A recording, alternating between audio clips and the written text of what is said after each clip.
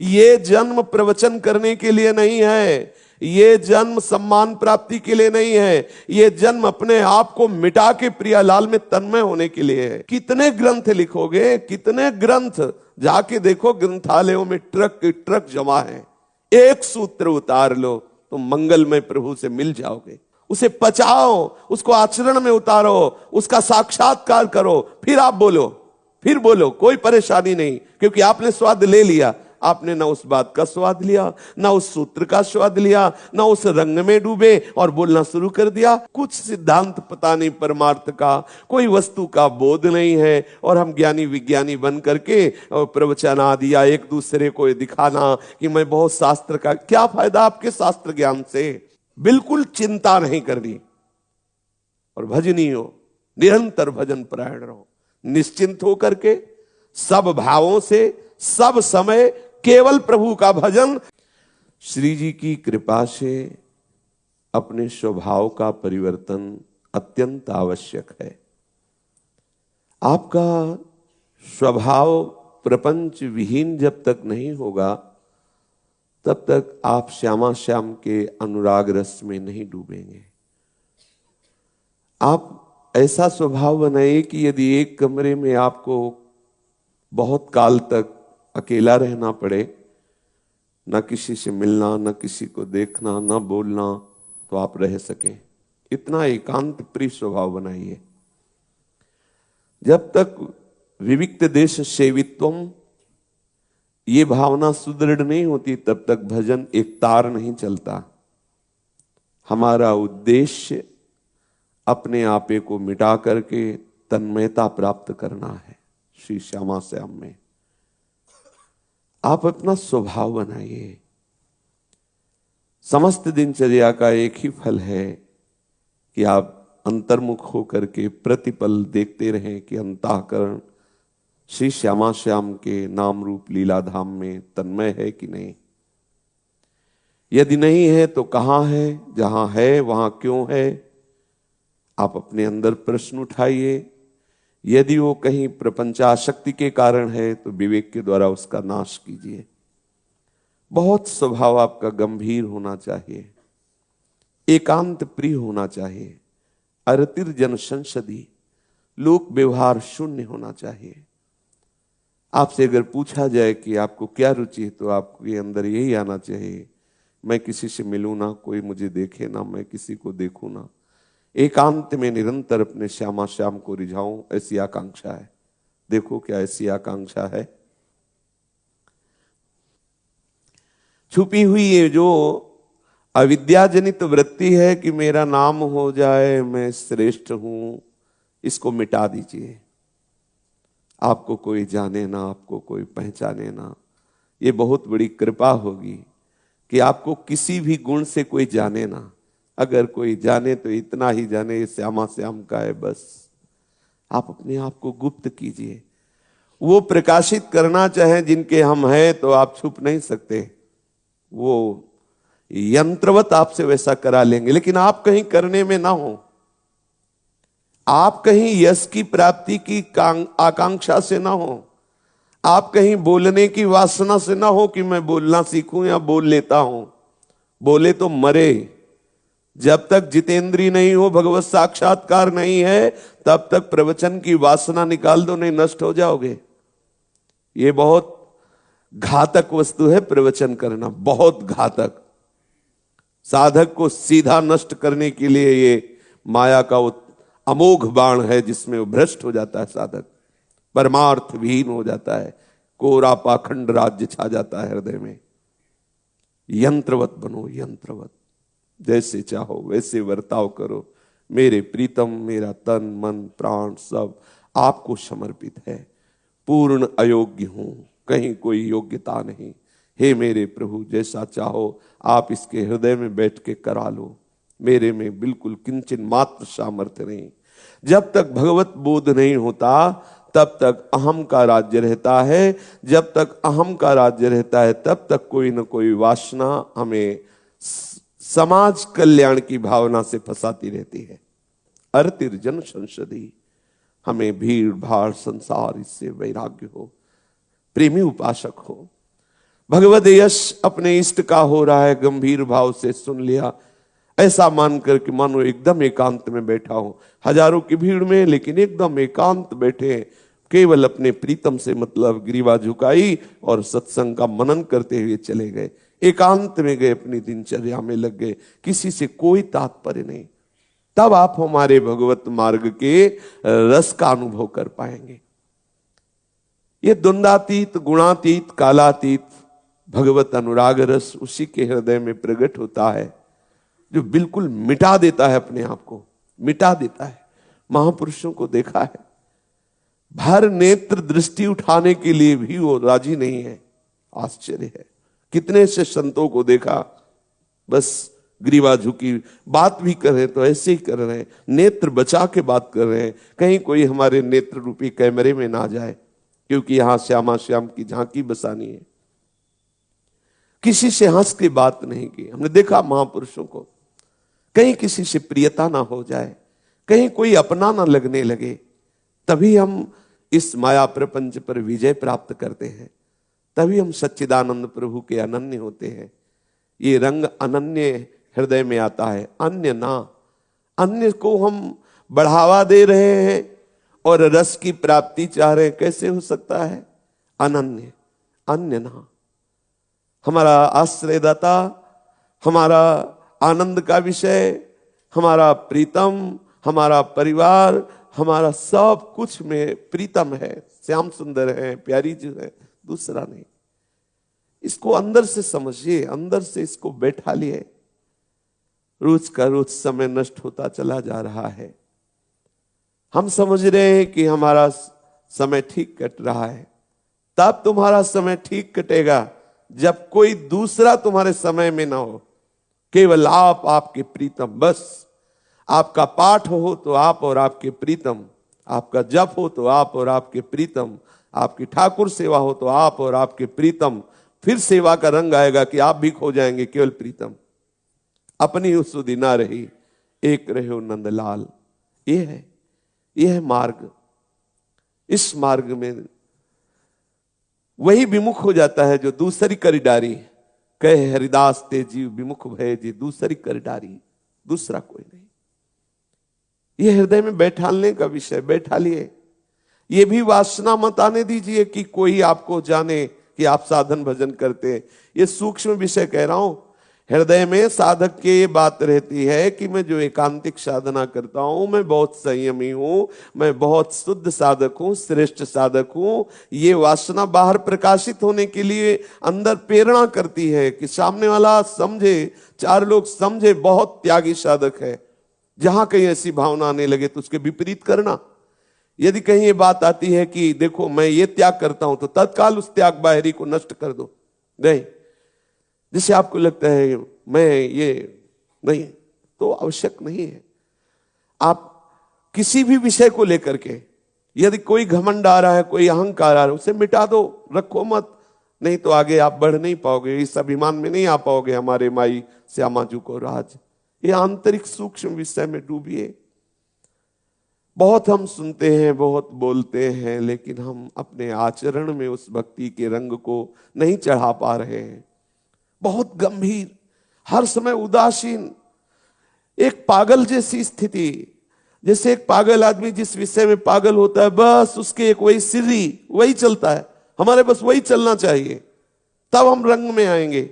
जो प्रेम रंग है, ऐसा प्रेम रंग जो नयो नेह, नवरंग, नयो रस, इसमें डूबने के लिए मुझे एक सीधी स्वभाव चाहिए, एक जिद्दी स्वभाव चाहिए, एक पागलपन चाहिए। ज्यादा विद्वता, ज्यादा व्यवहार कुशलता, ज्यादा बहिर्मुखता, ज्यादा प्रशंसा, ये सब घातक है अपने मार्ग में। सबकी दृष्टि में आ जाए बेकार आदमी है ये, आ जाए। आप ऐसे बनो। देखो महान महिमा में भगवान ऋषभदेव जी के पुत्र भरत जी ने जब देखा कि ये बुद्धि भी बहुत घातक है, तो जब उनको ब्राह्मण के घर में जन्म मिला तो समस्त शास्त्रों के विद्वान होते हुए भी मूर्ख जैसा व्यवहार करने लगे। कहीं राग ना हो जाए। इस राग ने मुझे भगवत प्राप्ति करने के लिए तीसरा जन्म लेना पड़ा। अब इस जन्म में चूक नहीं होगी, कहीं राग ना हो जाए।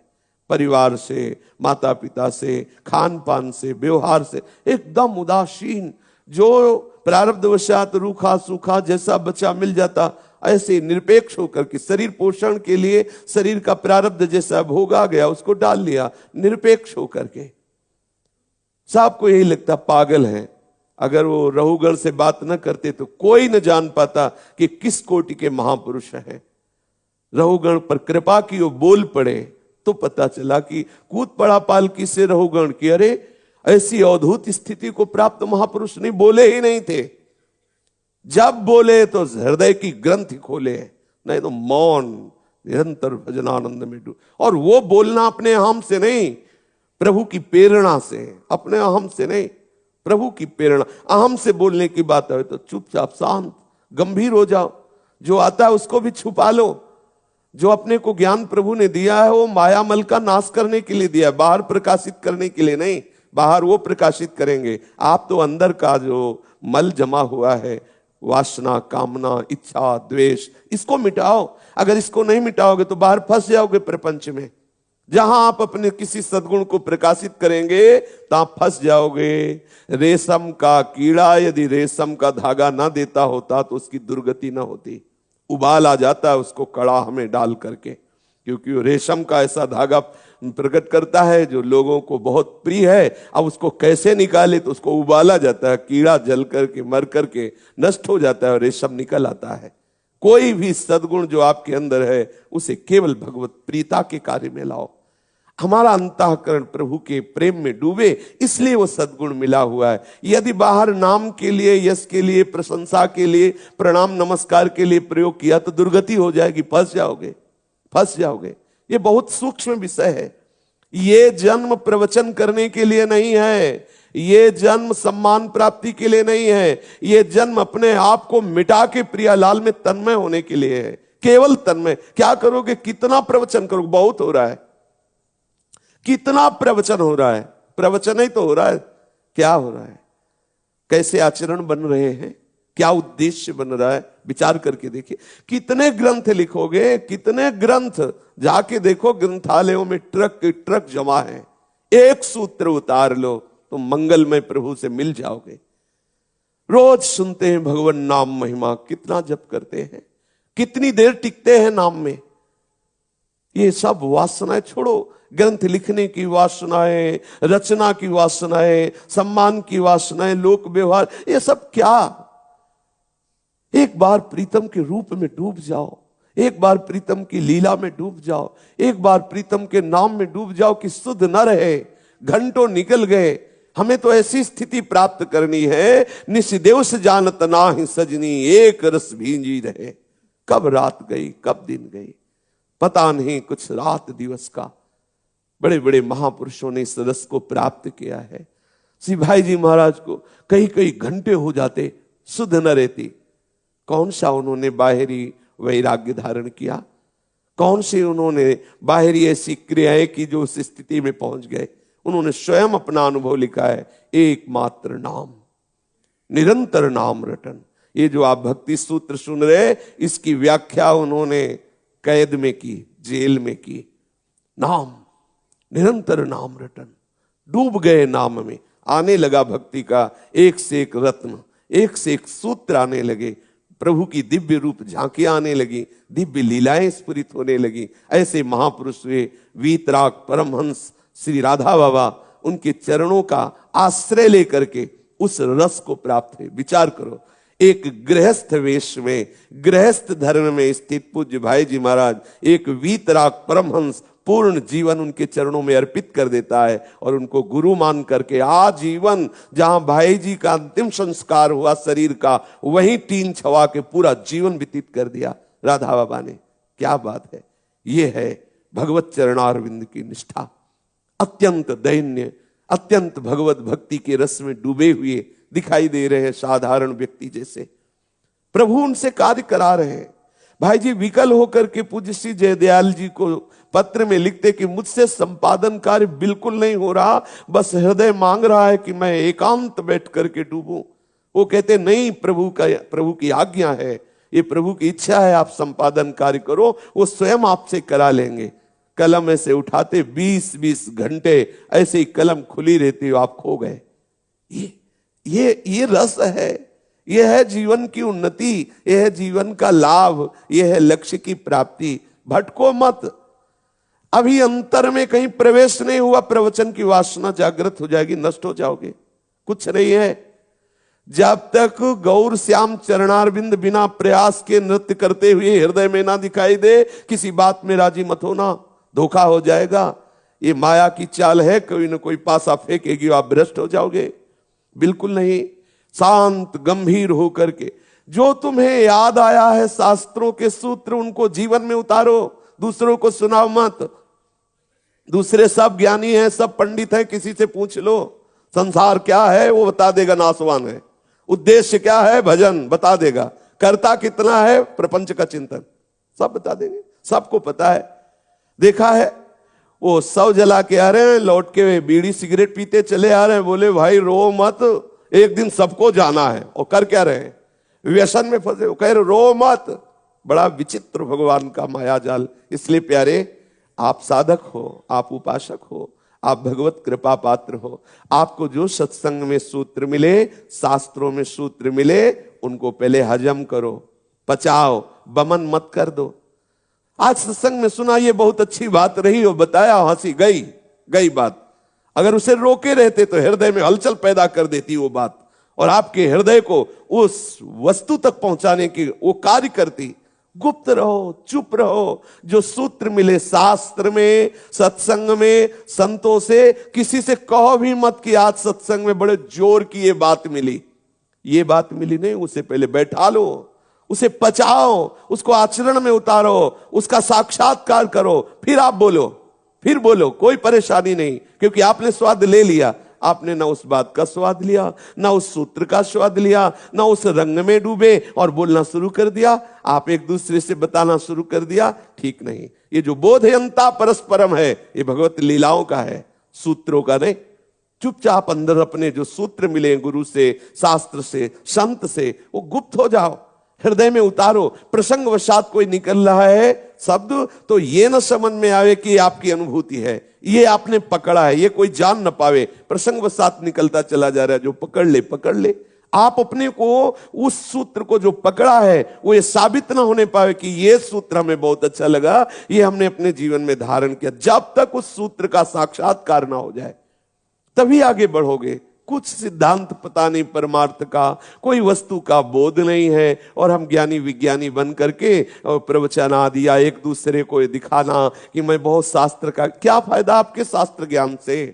तत्व साक्षात्कार नहीं हुआ, भगवत प्रेम नहीं हुआ, क्या फायदा, क्या लाभ मिल रहा है? हमें जब जो विषय चाहता है परास्त कर देता हूं। हम शास्त्र ज्ञानी हैं, हम सिद्धांतों को दूसरे को उपदेश करते हैं। कंचन कामनी कीर्ति हमें रौंदे दे रहे हैं, हमारे अंदर वासनाओं का जाल फैला हुआ है, हमें संसार के भोग प्रिय लग रहे हैं, शरीर का सर्दी जुकाम भी बर्दाश्त नहीं हो रहा, और ब्रह्म ज्ञान की बात करते हैं शास्त्रों के तत्वबोध की, सर्वत्र भगवत दर्शन की, राग द्वेष का जाल बिछाओ। अरे ये सूत्र अंदर उतारो, अंदर उतार करके अंदर बिल्कुल निर्मल कर दो, अंदर सब बंधनों से मुक्त हो जाओ। जीवन मुक्त होने के लिए सूत्र रचे गए हैं, एक दूसरे को उपदेश करने के लिए नहीं। पर उपदेश कुशल बहुतेरे, बहुत है उपदेश करने वाले। आप लोग कृपा पात्र हैं, अपने जीवन को भगवत अनुराग में बना दीजिए। देवर्षि नारद जी भक्ति सूत्र संख्या 80, इसमें वर्णन करते हैं, सा कीर्त्यमानः शीघ्रमेवाविर्भवति अनुभावयति च भक्तान्। देवर्षि नारद जी जो भी पीछे सूत्र का वर्णन हुआ, व्याख्या हुई, उस सूत्र में था सर्वदा सर्वभावेन निश्चिंतितैर भगवानेव भजनीया। सदैव सब समय में सब भावों से निश्चिंत होकर एकमात्र भगवान श्री हरि का भजन करो। जब आप ऐसा भजन करोगे तो आगे इस 80 सूत्र संख्या में देवर्षि नारद जी कह रहे, सा कीर्त्यमानः शीघ्रमेवाविर्भवति। जब ही आप ऐसे भजन करेंगे, सर्वदा सर्वभावेन और निश्चिंतितैर, तीन बातें विशेष है। सब समय भजन करना है और सब भाव से, एक भरोसो, एक बल, एक आस, विश्वास। बस मेरा संबंध केवल प्रभु से। इसी सूत्र के आगे कहा कि भगवान आविर्भाव अपना उसके हृदय में कर देते हैं। समझिए, ये तीन बातें बहुत जोर की सूत्र में है। सर्वदा, सर्वभावेन और निश्चिंतितैर, तीन बात। फिर भगवान भजनीय।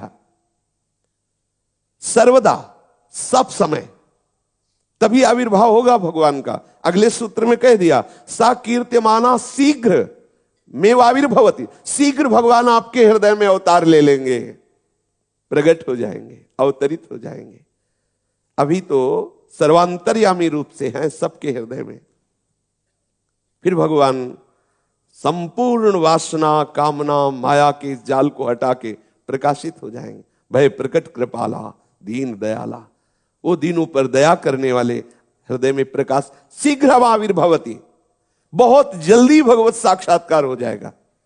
सा कीर्त्यमाना, जैसा हमने कहा, यदि ऐसा तुम जप करोगे, कीर्तन करोगे, लीला का गायन करोगे, लीला श्रवण करोगे, तो शीघ्र में आविर्भवती, वो बहुत जल्दी आपके हृदय में प्रकट हो जाएंगे। अनुभावयति, यदि तत्वबोध करना चाहते हो तो अनुभव में आ जाएंगे। तत्वबोध का अनुभव, दो बातें कहा है, शीघ्र में आविर्भवती और अनुभावयति। यदि आप सगुण साकार रूप का दर्शन चाहते हो तो प्रकट हो जाएंगे। यदि आप निर्गुण निराकार तत्व का बोध चाहते हो तो अनुभावयति, आपके अनुभव में आ जाएंगे। पर तीन बातें आपको जीवन में देखनी है कि ये है कि नहीं। पहली है सर्वदा, माने सब समय प्रभु से ही आपको जुड़े रहना है। सर्वभावेन, जो भी भावना है, जो भी भाव, हमें अन्य किसी से नहीं। हमारे पति, हमारे प्रीतम, हमारे मित्र, हमारे स्वामी, हमारे सखा, जो भी, जो, वो सब मेरे प्रभु। सर्वभावेन, इतना भी किसी से कोई और भाव नहीं रखना। निश्चिंतितैर, बिल्कुल चिंता नहीं करनी। और भजनीयो, निरंतर भजन परायण रहो। निश्चिंत होकर के सब भावों से, सब समय केवल प्रभु का भजन। तो कह रहे हैं शीघ्र में आविर्भवती, प्रभु बहुत जल्दी उसके हृदय में प्रकाशित हो जाते हैं।